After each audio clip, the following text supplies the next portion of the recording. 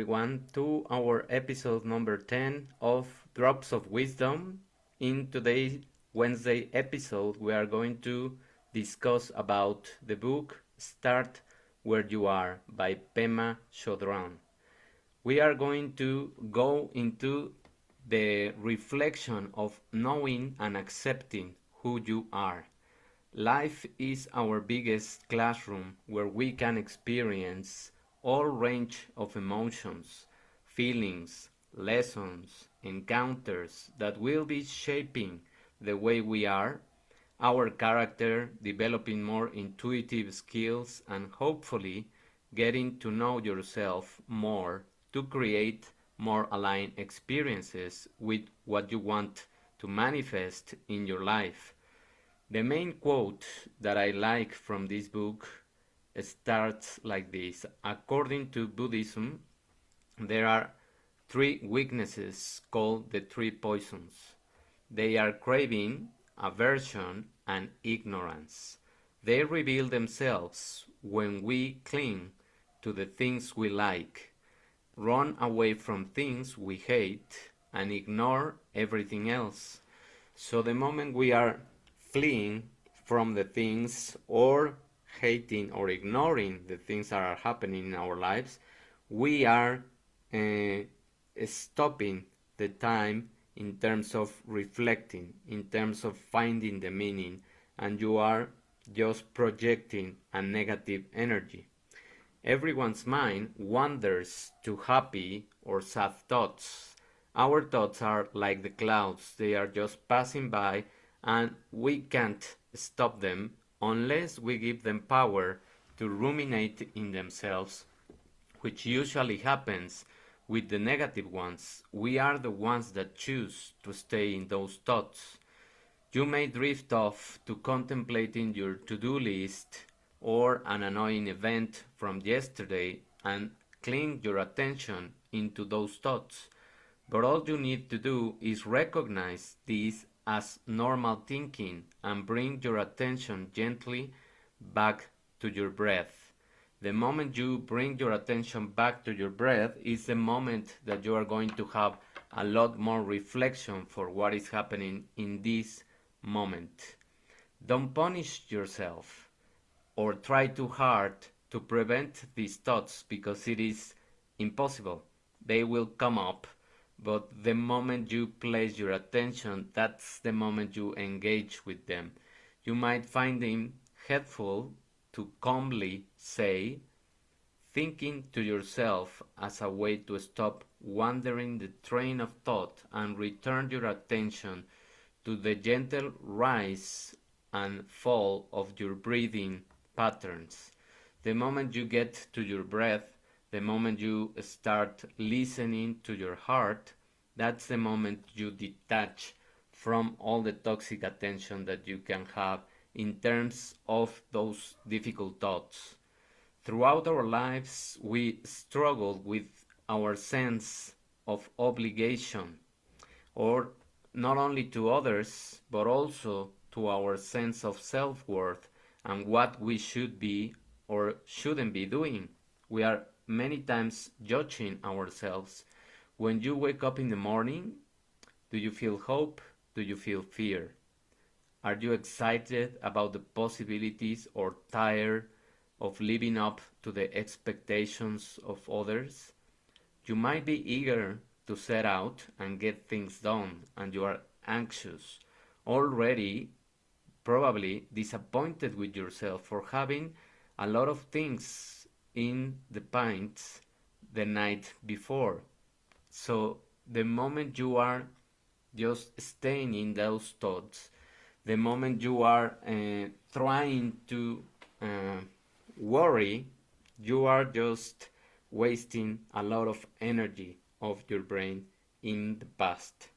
It is fair to say that most of us make a big deal out of our lives, and often it will be like the end of the world, and we start to get in that negativity bias and victimizing yourself if we don't do this or that. So we are many times judging what is happening. Just imagine how less stressful life could be without this added pressure that we are doing by ourselves. Once you become familiar and comfortable with going back to your breath and staying in the present moment, then you can engage in a meditation practice, which doesn't have to be strictly in certain kind of positions that seem uncomfortable for you, and they can be a moving meditation. There can be some exercise timing that you are creating, and you are um, starting to find the moments where you feel more connected with you. The meditation purpose is to connect with yourself. That's why many times it works going to your breathing, because that places your attention into your own inner being. You can add it as a part of your regular life, and in this way you will start creating a habit and see each day in a positive light of every moment as an opportunity to live in the now, in the moment. According to the laws of quantum physics, reality is just an hologram. It looks very solid and real, but we don't really know if something can be changed. And that's the power and that's the magic that we can have by placing our attention in the present moment. When you look closely, you realize there is nothing there that is making you feel bad. It's just your attention placed on the negativity. And like a hologram, the same image will look different from other perspectives. That happens when we talk with someone else about any kind of problem that we see as very big, and when we tell our problems to other people, many times we hear them say it is not that bad, and many times they also see a positive thing in what is happening to you. So why do you see just the negative things? Because we are wired in terms of this primitive brain and the reptilian part of our brain that goes to the negative. The Western ears, when emptiness, the word is said, has a very negative connotation. For example, when we say that the optimist sees the glass as half full, while the pessimist thinks it's half empty, but from a psychological perspective, emptiness can be a great relief because you are getting rid of all of the past or future events and you are just concentrating on living the moment. You won't live, or it will be much more difficult to live a meaningful and joyful life by avoiding your weaknesses, by ignoring your demons, and creating barriers to pain and sorrow. A full life is one that accepts all emotions and takes the bad with the good. That blending mix is going to make you feel more alive and have more lessons. Meditation can help you live with life's pain and probably many times with suffering. And by doing so, you will be much more powerful and you will have a lot of resilience and become a compassionate person. The next time a happy memory comes to your mind, instead of just lingering in it and living in the past, take a deep breath and pass it, that happiness, onto someone else who needs it more than you do.